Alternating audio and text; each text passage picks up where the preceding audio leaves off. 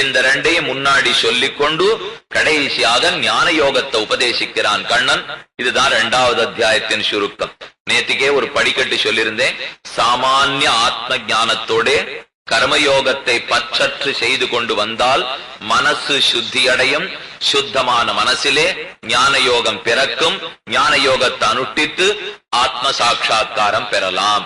இதுதான் 2வது அத்தியாயத்துல விடாம சொல்லப்படுற கருத்து. அதுல நேத்திக்கு நாம கடைசியா பார்த்த ஸ்லோகம், கர்மயோகத்தை அனுஷ்டிப்பதிலே உனக்கு யோக்கியதை, பலனில் பற்று வைக்காதே. 3 தியாகத்தை கண்ணன் தெரிவித்தான். கர்த்திருத்த புத்தி தியாகம், மமதா தியாகம், பல தியாகம். கர்த்திருத்த புத்தி தியாகம்னா நான் செய்யறேங்கிற எண்ணம் விட்டுடு. ஏன் சொன்னா, நீ ஒத்தம் செய்யல அர்ஜுனா, எல்லாத்தையும் 5 பேர் சேர்ந்து செய்யறா, அதனால நீ மட்டும் எதுக்கு சொந்த கொண்டாடிக்கிறே, விட்டுடுன்னுட்டான். அடுத்தது பல தியாகம். பலம்னா தாழ்ந்த பலங்களுக்காக நாம செய்ய ஆரம்பிக்கிறோம் இல்லையோ, செய்யாதே. ஆத்ம சாட்சா்காரம் ஒண்ணுதான் பலன். பலனே இல்லாம செய்யு கண்ணன் சொல்லவே மாட்டான். என்ன உலகத்திலே மந்தோபி ந பிரவர்த்ததேன்னு சொல்லுவார்கள். பைத்தியம் கூட ஒரு பலன் இல்லாம கைய கால அசைக்காது. அப்படி இருக்கிறச்சே பலனுக்காக செய்யாதேன்னா ஆத்ம சாட்சா்காரத்தை தவிர வேற பலனுக்காக செய்யாதேன்னு வச்சுக்கணும். நான் கண்ணன் சொல்ற ஸ்லோகத்துல ரொம்ப ஜாகிரதையா அர்த்தம் பண்ணிக்கணும். அவன் சொன்னது என்ன, இப்ப கர்மாவிலதான் உனக்கு பற்று, பலத்தை பத்தி நினைக்காதேன்னா அப்ப பலனே கிடையாதான்னு அழ ஆரம்பிச்சிருவான். அப்படி இல்லை, பலன் கண்டிப்பா உண்டு. அதுல ஆத்ம சாட்சா்காரத்தை தவிர வேறு பலத்துல நீ ஆசைப்படாதேன்னு அர்த்தம். அதனாலதான் கர்த்திருத்த புத்தி தியாகம், பல தியாகம், மமதா தியாகம். மமதா தியாகம்னா இந்த கர்மா என்னுடையதல்ல, யுத்தம் என்னது அப்படின்னு நினைச்சா தானே உறவுக்காரன் என்னதுன்னு நினைக்க வேண்டியிருக்கு. அப்ப அவன் அடிக்கிறமே அழவன்றிருக்கு. உறவுக்காரனையும் ஒண்ணுதுன்னு நினைக்காதே, யுத்தத்தையும் ஒண்ணுதுன்னு நினைக்காதே. யுத்தத்துக்காக யுத்தம் பண்ணு. 3 தியாகத்தோட கர்மயோகத்தை உபதேசித்தான். கர்த்திருத்த புத்தி தியாகம், மமதா தியாகம், பல தியாகம். நான் செய்தேங்கிற எண்ணத்தை விட்டுடு, தாழ்ந்த பலத்துக்காகங்கிற எண்ணத்தை விட்டுடு, என்னுடைய கர்மாங்கிற எண்ணத்தை விட்டுடு. இதை விட்டுட்டு செய்யறத செய்து கொண்டிருப்பாய் என்ன. 47வது ஸ்லோகம் நேத்தி கடைசியா பார்த்திருக்கோம். இன்னும் 53 வரைக்கும் கர்மயோகம் போனோம். அதுக்கு மேல ஞான யோகம் 72 வரைக்கும் இன்னைக்கு நாம பார்த்தாகணும். எவ்வளவு சுருக்கமா பார்க்க முடியுமோ பார்ப்போம். 48வது ஸ்லோகம், யோகஸ்தா குரு கர்மாணி சங்கம் த்யக்த்வா தனஞ்சய ஜசித்தயோஹோ சமோ பூத்வா சமத்துவம் யோக உச்சியதே. சமத்துவம்னு ஒரு புதியான கருத்தை சொல்றான் கண்ணன் இந்த ஸ்லோகத்திலே. இத்தனை நாளி யோகம் யோகம்னா கர்மயோகம்னு சொல்லிட்டு வந்தான். இப்ப திடீர்னு யோகம்னா சமத்துவம் அர்ஜுனான்னா. சமத்துவம்னா என்ன தெரியுமா, கீழே இந்த சுகதுக்கே சமய கிருத்வான்னு பார்த்தோமோ இல்லையோ, லாபமோ அலாபமோ ஜெயமோ தோல்வியோ ரெண்டையும் ஒன்னா நடத்த தெரிஞ்சுக்கணும்னு. அதத்தான் இந்த இடத்துல சமத்துவம்ங்கிறான். சித்தி போரிலே ஜெயிப்பது, அசித்தி போரிலே தோற்பது. சித்தி அசித்தயோகோ வெற்றி தோல்வி, இந்த ரெண்டையும் சமோபூத்வா ஒன்றாக நினைத்து கொண்டு, சமோபூத்வா நினைக்க ஆரம்பிச்சாதான் நான் கர்மயோகத்துக்கவே வருவேன். இல்லைன்னா இவன் வசத்தி நான் தாழ்ந்து நினைச்சிருந்தா கர்மயோகம் பக்கம் நான் வரவே மாட்டேன். அதனால சமத்துவம் ஒன்னா பார்க்க தெரிந்து கொள். வெற்றி தோல்வி ரெண்டையும் வெவ்வேறு பார்க்காதே. சண்டை போடுறது முக்கியமே தவிர அதனுடைய வெற்றி தோல்விகள் முக்கியமில்லை. ஏன் இல்லைன்னு சொல்றான்னா, கீழே பார்த்துட்டோம். எப்படியும் வெற்றி தோல்வியில உனக்கு பங்கு இல்லை. நடக்க போறது எதுன்னு நமக்கு தெரியாது, எழுதுறதுக்கு மட்டும்தான் எனக்கு தெரியும். என்ன வர போறதுன்னு எனக்கு தெரியாது இல்லையா. அப்ப அதுல மட்டும் நீ நினைய அர்ஜுனா, தேவையில்லாத பலத்திலே ஆசை வைக்காது. யோகஸ்தா குரு கர்மாணி சங்கத்வா ஜனஞ்சய. யோகஸ்தா யோகத்திலே நன்றாக நிலை நின்றவனாக, குரு கர்மாணி கர்மாணி குருன்னு வச்சுக்கணும். கர்மத்தை விடாமல் செய்வாய். ஆக கர்மயோகத்திலே நிலை நிற்பாய். விடாம உனக்குன்னு சொல்லப்பட்ட கர்மங்களை செய்வாய். செய்யச்சே சங்கம் த்யக்த்வா தனஞ்சய. சங்கம்னா பற்றுதல், பற்றுதல்களை தொலைத்து ஹே தனஞ்சய. தனஞ்சயன்னா தனத்தை ஜெயிப்பவன் அர்த்தம். கண்ணன் வேடிக்கையா சொல்றான், இப்ப வேணும்னு தனத்தை நீ ஜெயிச்சுடுவே, சங்கத்தை ஜெயிக்க பாருங்கிறான். சங்கம்னா பற்றுதலோ இல்லையா அர்ஜுனா, தனத்தை ஜெயிக்கிறது உலகத்துல பெருசு இல்ல, இந்த பற்றுதலை ஜெயிச்சு பாரு. அதை ஜெயித்துனா நீ கர்மயோகத்தை நடத்தணும். இது ஆசை கண்ணனுக்கு என்னன்னு விட்டுனா, அர்ஜுனன் சண்டை போட்டிருக்கணும். ஆனா கண்ணன் விருப்பப்பட்டபடி அது நடக்கல. சண்டை போடணும்னு கண்ணன் விருப்பப்பட்டான், போட்டு முடிச்சிருக்கணும். கடைசி ஸ்லோகம் கண்ணன் என்ன தெரிவித்தான்? சர்வதன்மான் பரித்யஜ்ய மாமேகம் சரணம் விரஜ அகம் துவா சரூபாபேப்யோ மோக்ஷயிஷ்யாமி மா சுச்சா. என் திருவடியில சரணாகதி பண்ணுனானா? அடுத்த ஸ்லோகம் இங்க யானு கேட்டமா? அர்ஜுனன் சரணாகதி பண்றதா? பண்ணவே இல்லை. அர்ஜுனன் நிறைய வருஷம் நாட்டு ஆண்டு இருக்கான். கண்ணனுக்கு ரொம்ப திருவுள்ளத்துல வருத்தம்.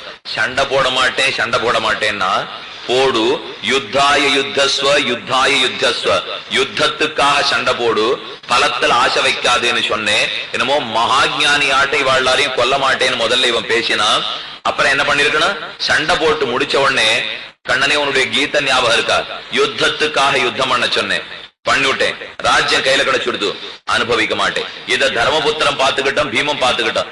நீ சொன்ன வழிதான் என் வழி, உன் பின்னாடி நான் வரேன். என் அவன் பின்னாடி போயிருந்தா அர்ஜுனன் ஒழுங்கா கேட்டதா அர்த்தம். பண்ணானா அர்ஜுனன்? அந்த ஒரு சிஷ்யம் கூட கண்ணனுக்கு கிடைக்கல பாவம். கிருஷ்ணாவதாரம் எத்தனைக்கு வேடிக்கையான அவதாரமோ அத்தனுக்கு அத்தனை துன்பமயமான அவதாரம். ராமனுக்கு எத்தனைக்கு துன்பமயமான அவதாரமோ அத்தனைக்கு ஆனந்த அவதாரம். முதல் 40 வருஷத்தோட சரி ராமன் பட்ட கட்டம் அத்தனை முடிஞ்சு போயிடுது. அப்புறம் 11,000 ஆண்டு ராஜ்ய பரிபாலனம் பண்ணிருக்கான். எப்பேற்பட்ட ராஜா ராமனுடைய ராஜ்ய பரிபாலனம். கடைசியில மோட்சத்துக்கு போறச்சே ஊர்க்கார அத்தனை பேரையும் ஸ்ரீவைகுண்டத்துக்கு அழைச்சிட்டே போயிட்டான். அன்னு சராசரத்து வைகுந்தத்தேத்தின் ஆழ்வாருடைய பாசனம். கற்பாரி ராமபிரான எல்லால் மத்தும் கற்பரோ புற்பா முதலா புல்லெரும்பாதி ஒன்னியே நற்பாலுக்குத்தனன் நான்முகனார் பெற்ற நாட்டுளே. இந்த ஊர்ல இருக்கிற புற்பா முதலா புல் எறும்பாதி ஒன்னியே நற்பாலுக்குத்தனன் அத்தனை பேரையும் ஸ்ரீவைகுண்டத்துக்கு அழைச்சின்னு போயிட்டான். எத்தனை பேர் ராமனுக்கு கூட வந்திருக்கார்? கட்டாத்தனை சின்ன வயசுல போட்டுட்டான். ஆனா கண்ணனுக்கு சின்ன வயசு அபார ஆனந்தம். அத்தனை கட்டமா அப்புறம் ஒண்ணு இல்ல 60 வயசுக்கு உபதேசிக்கிறான். இந்த கேட்டுண்ட ஒரு அர்ஜுனன் உன் பின்னாடி வரேன்னு சொல்லலையே. எத்தனை பேர் கூட போனா பரமதத்துக்கு? கிடைச்சதே ஒரு சிஷ்யன், அவனும் வரமாட்டேன்னு சொல்லிட்டு ராஜ்யத்தோட நின்றுட்டான். இதுதான் கிருஷ்ணாவதாரத்தின் பயன். ஆனா ஒருத்தருக்கும் உபதேசம் பண்ண மாட்டார் ராமன். ஊர் முழுக்க தன்னோட மோட்சத்துக்கு வந்தது. பார்த்தா ராமாவதாரம் துக்கமாட்டா இருக்கும், கிருஷ்ணாவதாரம் ஆனந்தமா இருக்கும். ஆனா பட்ட வருத்தம் அத்தனையும் கண்ணனு தான். ஏன்னா கூட ஒத்துருமே வரலையோ இல்லையோ, அவன் போறச்சே கூட தன்னந்தனியனாக ஒரு வேடனாலே அடிபட்டு நேர பரவதத்துக்கு எம்பெருமான் புறப்பட்டான். ஆக இங்க கேட்டதெல்லாம் நன்னா இருக்கு அர்ஜுனனுக்கு. ஆனா அவனும் அதன்படி பண்ணலே. அதத்தான் ஆச்சாரிய ஹிருதயத்திலே அழகிமணவாள பெருமாள் நாயனார் சாதிக்கிறார். கண்ணனுடைய உபதேசத்தை அர்ஜுனன் கேட்டு திருந்தினான் அல்லன், ஆழ்வார்கள் கேட்டு திருந்தினார்கள். அவன் உபதேசம் பலித்தது யாரிடத்தே? ஆழ்வார்கள் ஆச்சாரியர்களிடத்துலதான் பலித்ததே தவிர யார குறித்து சொன்னானோ அவங்கள்டே பலித்ததா சரித்திரம் கிடையாது. இப்ப கண்ணன் சாதிக்கிறான், யோகஸ்தா குரு கர்மாணி சங்கத்யத்வா தனஞ்சய. சங்கத்தை விட்டுடுனா அப்ப அதை கேட்டு அர்ஜுனன் நடந்திருக்கணுமே.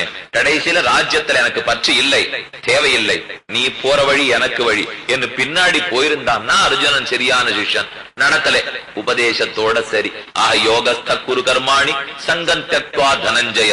சங்கத்தை துறந்து விடு. சித்தி அசித்தியோகோ சமோ பூத்வா. சித்தி அசித்தி ரெண்டையும் ஒன்னா பார்க்க தெரிஞ்சுக்கோ. சமத்துவம் யோக உச்சதே. சமத்துவம் இந்த ஒன்றாக பார்க்க தெரிஞ்சுக்கிற மூலியோ அதத்தான் யோகம்னு சொல்றேன் அர்ஜுனா. கர்மயோகிக்கு கண்டிப்பா அது வேணும். கிழ சுகதுக்கே சமயகிருத்வாலயம் இதே அபிப்பிராயத்தை சாதித்தான்.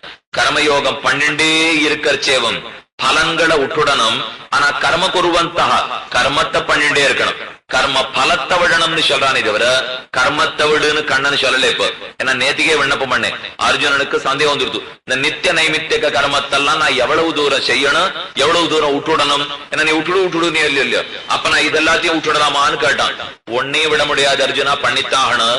பலத்தை மட்டும்தான் விடுன்னு சொன்னேன். பலத்தில் ஆசையற்று உன்னுடைய கர்மாவை செய்வாய். 48. அடுத்தது 49வது ஸ்லோகம். தூரேணகி அவரங்கர்ம புத்தி யோகாத்து தனஞ்சய புத்தௌ சரணம் அன்விச்ச கிருபணாஹா பலஹேதவஹ. அழகான ஸ்லோகம்.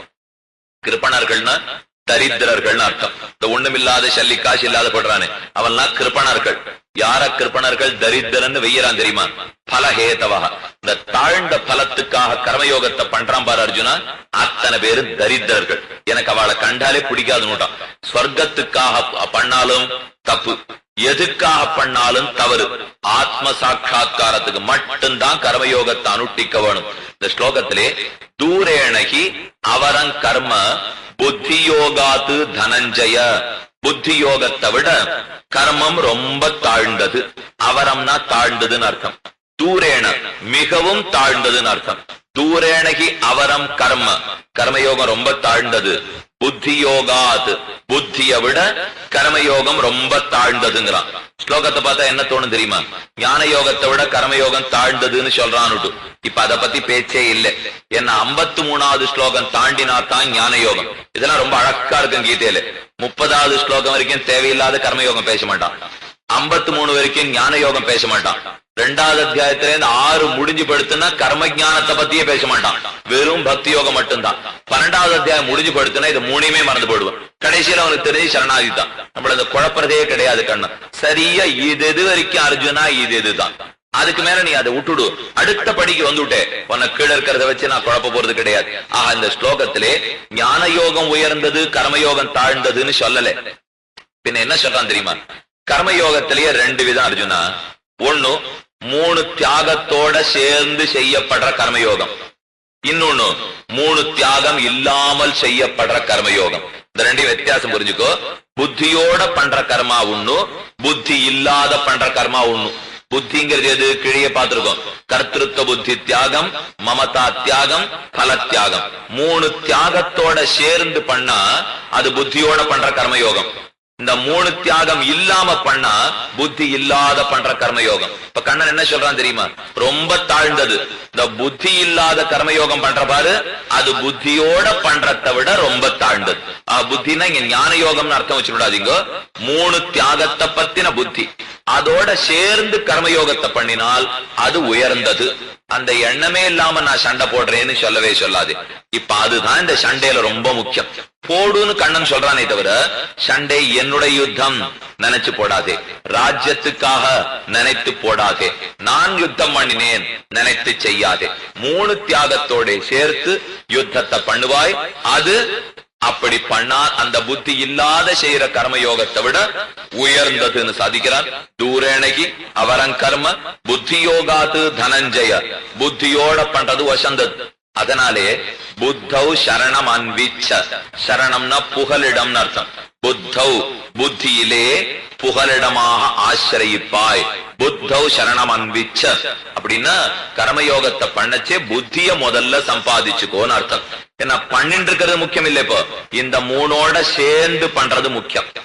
இப்ப யுத்தம்னு சொன்னதே நாம சம்பாதிக்கிறதுக்கு வச்சுப்போம். ஏன்னா எல்லாருக்கும் அதான சந்தேகம் வந்துடும். சாமி அப்ப என்ன வேலையை விட்டுட்டு எல்லாரும் ஸ்ரீரங்கத்தோட இருக்கணுமா, இல்ல எல்லாரும் திருக்கண்ணபுரத்தோட இருக்கணுமா, இங்க ஒத்துருமே இருக்க வேண்டாமான்னு சந்தேகம் வந்துடும். 2 சம்பாதிக்கலாம், சண்டை போடலாம்ங்கிறாப்புல வச்சுங்கோ. ஏன்னா கண்ணன் சண்டை போடலாம்னு சொன்னானோ இல்லையோ, அதே போல சம்பாதிக்கலாம். அதுல 2 வகை. இப்போ புத்தியோட சம்பாதிக்கிறது, புத்தி இல்லாத சம்பாதிக்கிறது.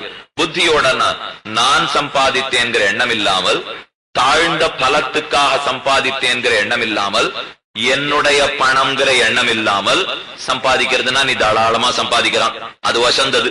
அப்படி இல்லாமல் நான் சம்பாதிச்சேன், என் பணம் கண்டத்துக்கு உபயோகப்படுத்துவேன் அப்படின்னு இருந்தா தாழ்ந்த கர்மா. சம்பாத்தியம் தப்புன்னு இப்ப கண்ணன் சொல்லல.